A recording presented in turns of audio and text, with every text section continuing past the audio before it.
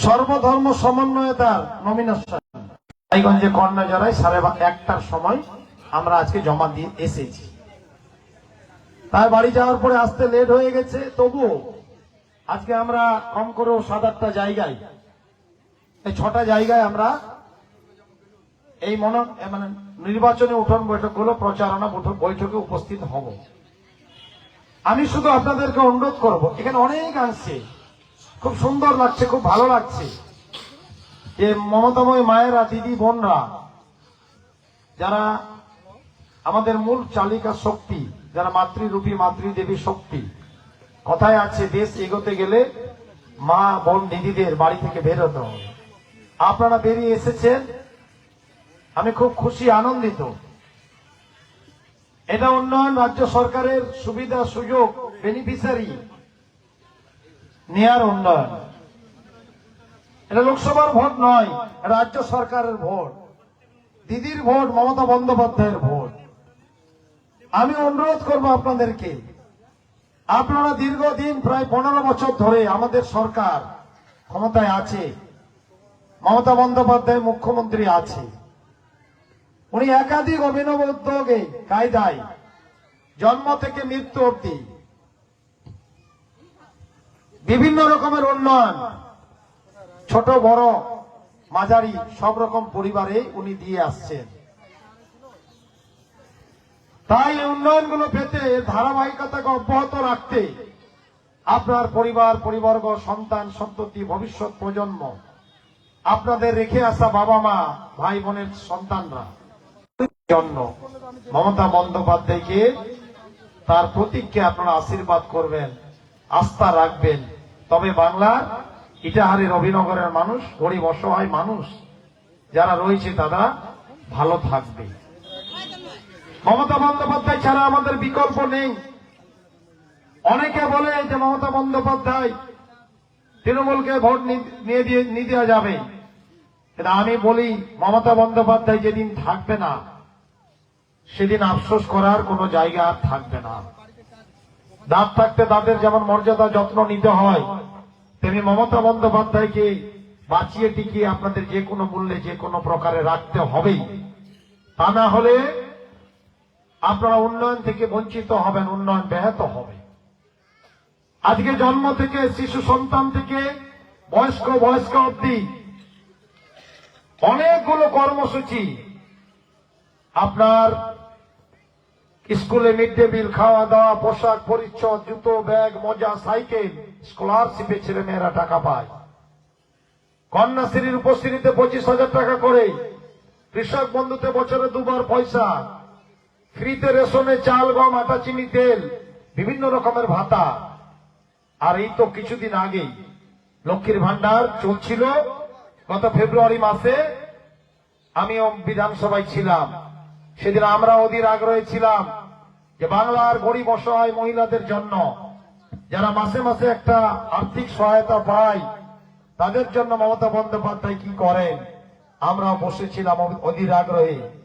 মমতা বন্দ্যোপাধ্যায় বিধানসভায় ঢুকলেন, প্রবেশ করেই উনি বললেন, কেন্দ্রের বিজেপি সরকার 2,18,000 কোটি টাকা আটকিয়ে রেখেছে, দেয় না, তো দিচ্ছে না, তো আমি আর কি করব। হয়তো সেই টাকা পেলে 500,000 টাকা করে অন্যান্য স্কিমেও বাংলার মানুষকে আমি তুলে দিতাম, তো দিচ্ছে না, পারিনি। কিন্তু অর্থ অভাব, অনটন থাকা সত্ত্বেও বিশ্ব ব্যাংক থেকে ঋণ নিয়ে আজকে আমি বাংলার মহিলাদের জন্য 500 টাকা বাড়িয়ে দিলাম। এই ঘোষণা দেওয়ার পরে আমরা হাততালি দিয়ে ওনাকে সম্বোধনা জানালাম, প্রণাম জানালাম। তিনি বাংলার মা, গরিব অসহায়ের মা। ওনার মন অনেক বড়, অনেক বড় মনের মহিলা। আমরা কাছ থেকে ওনাকে দেখেছি, শিখেছি, চিনেছি। তার জীবনের বড় বৈশিষ্ট্য, তার বড় হৃদয়। তাই উনি কম দিতে চান না। অনেকে বলে 500 টাকা বাড়লো, আমার মতে 500 টাকাই আসলো, বাড়লো না। 500 টাকা বাড়াতে গিয়ে বাংলার মহিলাদের জন্য সরকারের বছরে, 1 বছরে 15,000 কোটি টাকা খরচা হবে, অনেক টাকা। আর সেদিন টাকা বাড়িয়ে শুধু নন, উনি সেদিন বলেছেন, আমি নিজে শুনেছি, এই টাকা শুধু বাড়ালাম না, আমি যদি পরের বার ক্ষমতায় আসি, কারণ সেদিন লাস্ট বিধানসভা ছিল, আমি সরকারের ভিতরে আছি, সেদিন ছিলাম, যদি বাংলার মানুষ আমাকে পরের বার আবার ক্ষমতায় নিয়ে আসে, আমার প্রার্থীদের প্রতীকদের আশীর্বাদ করে আমি যদি মুখ্যমন্ত্রী হয়ে দায়িত্ব পাই, এই 500 টাকায় নয়, আমি পর্যায়ক্রমে ধাপে ধাপে আবার লক্ষ্মীর ভান্ডার টাকা বাড়াতেই থাকবো, চলতেই থাকবে, সেদিন উনি বলেছেন। তাই সবকিছু যোগ করলে দেখবেন 1 বছরে যারা সুবিধাগুলো আমরা নিতে পারি, লক্ষাধিক টাকা এক একটা পরিবার পায়, 15 বছরে যোগ করলে দেখবেন কত লক্ষ টাকা।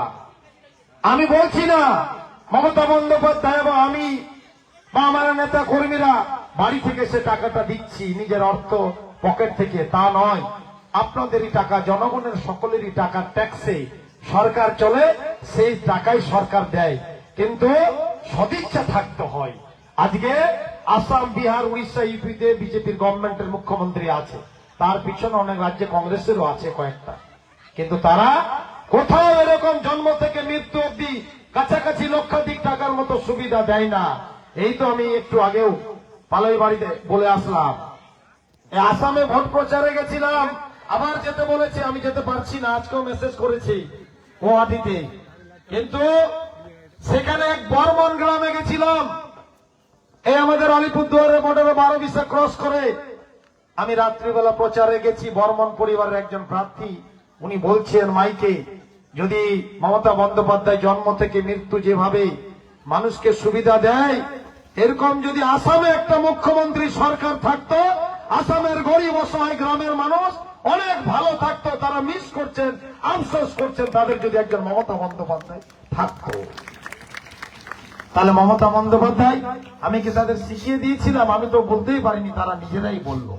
তার মানে আপনারা কখনো মমতা বন্দ্যোপাধ্যায়কে হতাশ করবেন না। এটা লোকসভার ভোট নয়, রাজ্য সরকারের ভোট। আপনারা কারো কথায় কর্ণপাত করবেন না। কর্ণপাত করলে ভোটটা দিয়ে দিলে, মমতা বন্দ্যোপাধ্যায় না থাকলে 1টা মাস পার হলে আপনারা বুঝতে পারবেন কি আমরা হারিয়েছি, কাকে হারিয়েছি, কাকে ছেড়ে দিয়েছি। আফসোস করার সুযোগ পাবেন না। তাই আমি অনুরোধ করব, কারো কথায় কর্ণপাত না করে। এখন দেখুন, এটা রায়গঞ্জের নিকটে গ্রাম, বুথ, বিজেপি বিজেপি করে যা তা লোক বুঝাবে, আমি বিজেপি পার্টি আসবে, প্রচার করবে, এটা অস্বাভাবিক না। তার অধিকার আছে প্রচার করা, সব দল দাঁড়াবে, ভোট আসলে আসবে। আমি কারোর সঙ্গে দুর্ব্যবহার বা অন্য কিছু করতে বলছি না, কারণ আমরা ওই পরিবারের সন্তান না। কাউকে গালাগালি, বকাবকি, ধামকা ধমকি, অশালীন কথাবার্তা, অসভ্যতা, অভদ্রতা, এই আচরণ দিচ্ছে ভোটটা দেওয়া হবে, তোরা নি বুঝবেন। বিজেপি পর ফলটা ধর্মের পাঠিয়েছে, ধর্মটা বাজবা হবে। তোরা বেটি ছ আপনাদের বলবেন, স্বামীরাও বলবে, তোরা বেটি ছ মানুষ কি জানেন না, তোরা কি বুঝবেন, দেশ দুনিয়ার খবর কি রাখেন, বিজেপিটা রাখবা হবে। কবে না নি কবে কবে? তাহলে আপনাদের বলবো, আপনারা সে সকল কানে কথা তুলবেন না। সংসারটা আপনারা চালেন, ঠান্ডা মাথায় আপনারা চলেন।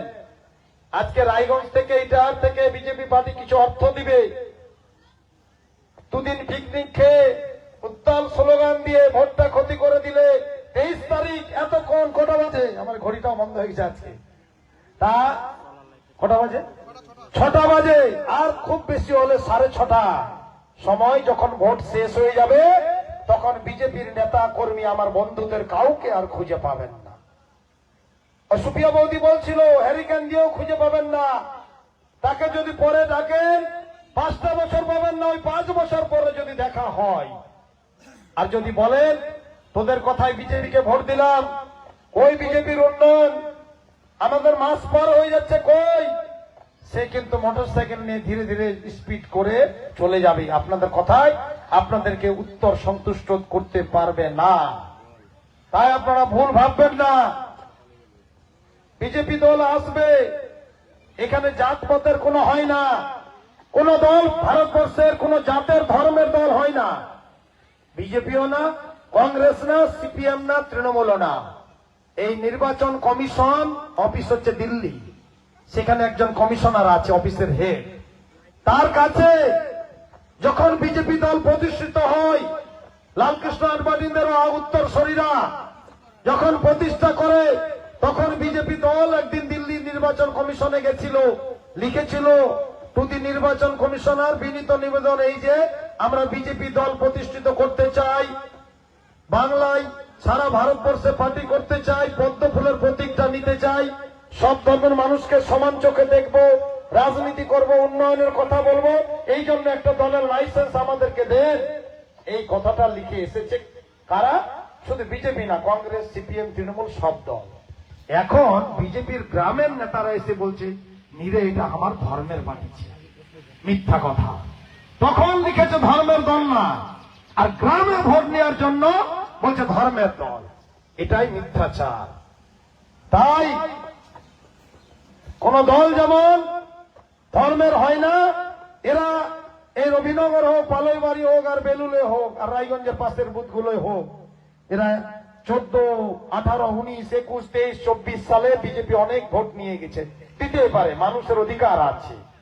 আমিও ভেবেছিলাম মোদীজি বিকাশ পুরুষ এসে গেছে, অনেক ভারতবর্ষের সমর্থন নিয়ে সরকার করলো, হয়তো মমতা বন্দ্যোপাধ্যায়ের সরকারের মতো 2, 10টা, 5টা, 1টা, 3টা কিছু না কিছু উন্নয়ন ডাইরেক্ট ব্যাংকের অ্যাকাউন্টে গরিব অসহায় মানুষের কাছে দিবে। কারণ কেন্দ্রের কাছে যা টাকা আছে, আপনারা আমরা গোটা বাঙালি 10 কোটি লোক যদি আমরা 1 বছর 2 বছর ধরে টাকা গুনি, তাও টাকা গুনে শেষ করা যাবে না। তো টাকা তাদের আছে, নিশ্চয় দিবে, কিন্তু কই কোন গুণগত অর্থ, গুণগত উন্নয়ন আমরা অ্যাকাউন্টে পেলাম না। আর কিছু মানুষের জন্য আজকে বিজেপি উন্নয়ন দিচ্ছে, যে ধর্ম করে যখন ভোট পেয়েই যাচ্ছি, তো বিনা কারণে টাকাটা দিয়ে লাভটা কি রে বাবা? আজকে যদি মানুষ বিজেপিকে ভোট দিয়া কমিয়ে দিত, তাহলে ওই বিজেপি 4টা না হলো 2টো উন্নয়ন দিত। তাই আমি অনুরোধ করব, তাদেরকে বেশি গালাগালি বকাবকি আমার করার সময় নেই, বিনষ্ট হয়ে যাবে। আমি অনুরোধ করব, মমতা বন্দ্যোপাধ্যায় আবার 4র্থবার মুখ্যমন্ত্রী হতে চলেছেন। আগামী 23 এপ্রিলের পরে 4 মে যেদিন ভোট গণনা হবে, সেদিন দেখবেন বাংলার চারিদিকে মানুষ আবার মমতা বন্দ্যোপাধ্যায়, বাংলার গরিব অসহায়ের মা মমতা বন্দ্যোপাধ্যায়কে 4র্থবার মুখ্যমন্ত্রী করতে চলেছেন, বসতে চলেছেন। সেদিন কিন্তু উনি খুশি হয়ে অনেক গরিব অসহায় মানুষকে অনেক যোজনা দিবেন। এই তো 21 সালে আমি যখন ভোটে নির্বাচন করি, প্রতিদ্বন্দ্বিতা করি, আমাকে অনেক মানুষ চিনত না। আমি প্রচার করে বাড়ি ফিরতাম রাত্রিবেলা, আমার মা খবর পেত, বলতো সনাতনী হিন্দু সমাজের গ্রামে নাকি শুনতে পাচ্ছি তুই মুসলিম ছেলে, তুই জাতপাত নিয়ে ওই জন্য ভোট দিবে না। আমার মাও দুঃখ করতো, আর আমিও দুঃখ করতাম, আর হাসতামও মাঝে মাঝে। কেন? বর্মন পরিবার আমাদের পরিবারকে মানুষ করেছে, আমার মা বাবা 14 গোষ্ঠীকে মানুষ একসাথে আমরা একই পাড়াতে মানুষ হয়েছি। 320টা 720টা ভোটার, তার মধ্যে আমাদের বাড়ি 1 ফিট দূরেই বর্মন পরিবারের বাড়ি। আমরা সারা জীবন আমাকে কোলে পিঠে মানুষ করলো। আমি প্রতিটা ধর্ম, সংস্কৃতি, কৃষ্টি, কালচার, কীর্তন পর্যন্ত পালা 2-4 লাখ গাইতে পারি। আমার মা কাকিমারা কীর্তন হয়েছে গ্রামে, সন্ধ্যা থেকে রাত অবধি শুনেছে। আমার মাসিমারও বাড়িতে এসে 3 দিন থেকেছে, আমাদের আত্মীয়তা করে থেকে শুনে গিয়েছে। মনসা গান হয়েছে, একই অবস্থা। আমার পূজা তো একই, সরস্বতী পুজো, দুর্গা পুজোতে একই আমরা দেখেছি। নবান্ন এরকমই খেয়েছি। আমার বিয়েতে 2 দিন ভোজ হয়েছে, একদিন হিন্দু পাড়া ভোজ হয়েছে, একদিন মুসলিম পাড়া ভোজ হয়েছে। আনন্দ করে ডবল ভোজ করতে হলো। আমার দিদিরও তাই হয়েছে। পিটার বর্মন আমাদের বাড়ির ম্যানেজার ছিল, সে আমাকে মানুষ করেছে। আমি বড় হয়ে জানতে পেরেছি সে আমার নিজের জ্যাঠা না। এইসব পরিবারে মানুষ হয়েছে। আমি কীর্তন হতো, পালা ভাড়া হায়ার করতে যেতাম, মাইনা দিতে যেতাম মশাল দিঘিতে। এই যে পলাশদা চিনে, যোগমায়া, সে পালা করত। গঙ্গারামপুরে যেতাম, চাল কালেকশন করে, অষ্টপ্রহরে হিন্দু মুসলমান পাড়া চাল কালেকশন করে আমরা খিচুড়ি খেয়েছি, একবারের জায়গায় 2 বার খেয়েছি। ময়না স্কুলে পড়তে গেছি, বিশ্বহরি থান, 2টো হাঁসের ডিম দিয়ে ভালো রেজাল্টের কামনা করেছি। এগুলো আমরা করেছি। আমরা নাকি হিন্দু ধর্ম, মুসলিম ধর্ম, আমরা জাতপাত বুঝি না। আমি মানব ধর্ম বুঝি, শিক্ষিত ছেলে কখনো করব না। তাই প্রত্যেকটা কীর্তন অনুষ্ঠানে আমি ভোগের চাল পাঠাই। 150টা কীর্তন হয় ইটাহারে, 5 বছরের 750 কীর্তনে আমি ভোগের জাল পাঠিয়েছি, নিজে শ্বশুরে এসেছে। দুর্গাপুজো হয় এখানে, অভিনগর হয়তো দুর্গাপুজো, এখানেও প্রতি বছর কোথাও না কোথাও আমি আসি, 8ম থেকে 9ম পর্যন্ত। আজকে কালী পূজা, লক্ষ্মী পূজা, কালী পূজা 66টা হয় ইটাহারে, আমি আসি। লক্ষ্মী পূজা তো আমি আসি, বেলুলে লক্ষ্মী পূজা উপলক্ষে অনুষ্ঠান হয়, আমি ওখানে আসি, প্রতি বছর আসি। এই সপ্তমী থেকে নবমী 3 দিনে 113-14টা দুর্গা পূজা যাওয়া কঠিন ব্যাপার। স্পিডে 12টা অঞ্চলে আমি যাই, 5টা বছরই গেছি, আন্তরিকতার সহিত গেছি। কীর্তন হোক, অনুষ্ঠান হোক, লক্ষ্মী পুজো, কালী পুজো, কিছু বাকি নেই। এমনকি ইটাহারে আমি দুর্গা পুজোর বিজয়ার পরে বিজয়া সম্মেলনী চালু করেছি, যেখানে দুর্গা পূজা কমিটিগুলোকে ডাকি, আর্থিক সহায়তা করি, বিজয়ার মিষ্টি দিই, একটা গাছ দিই, একটা মোমেন্ট দিই। আর 77টা দুর্গা পূজা কালী পূজা কমিটিকে একটি ডিপার্টমেন্ট থেকে 20,000 টাকা করে পাইয়ে দিই। পশ্চিমবঙ্গের কোন এমএলএ পাইয়ে দেয় না, প্রায় বছরে 15 লাখ টাকা। তাই আজকে ইটাহারের মানুষ আমাকে সব ধর্মের প্রতীক বলে, এটা আমার জীবনের সবচেয়ে বড় অর্জন। আর কিছু চাই না, কালকেই মৃত্যু হয়ে গেলে কোনো আর আফসোস থাকবে না। আমি এইভাবে সব ধর্মের মানুষকে নিয়ে চলে এসেছি। তাই মমতা বন্দ্যোপাধ্যায় মহাষষ্ঠীর দিন ভিডিও কনফারেন্সে আমি ইটাহার থানা সার্বজনীন দুর্গাপূজা কমিটি উদ্বোধন করছিলেন, আমি ছিলাম মণ্ডপের ওখানে। উনি আমাকে দেখেই বললেন, মোশাররফ, তুমি সব ধর্মকে যেভাবে সমান চোখে দেখে কাজ করছো, তুমি জেলার অন্যান্য সবাইকে এরকম করতে বলো, তুমিও নিজে দেখো। এটা আমার জীবনের বিরাট বড় কথা উনি পেয়েছে। তা আমি অনুরোধ করব, আপনারা কেউ অপপ্রচারে কান দিবেন না। দিদির ভোট, আপনার উন্নয়নগুলো নেন, আমি চাই। হয়তো সবাই সব উন্নয়ন নিতে পারেন না, কিন্তু মাঝে হোক, আজ হোক, কাল হোক, দিবেই। আমি তো এখনই বন্দ্যোপাধ্যায় বলেছে